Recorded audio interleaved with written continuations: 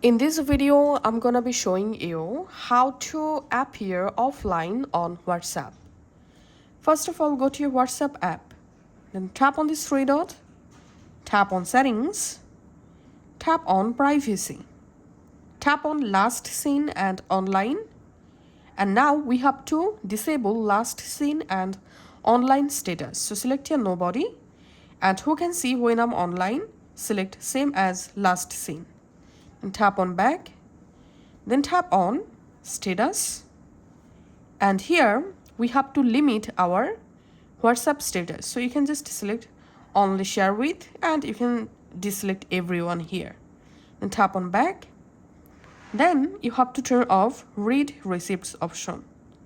And after doing all of these steps, you will be completely appear offline if you're still using WhatsApp. Thanks for watching.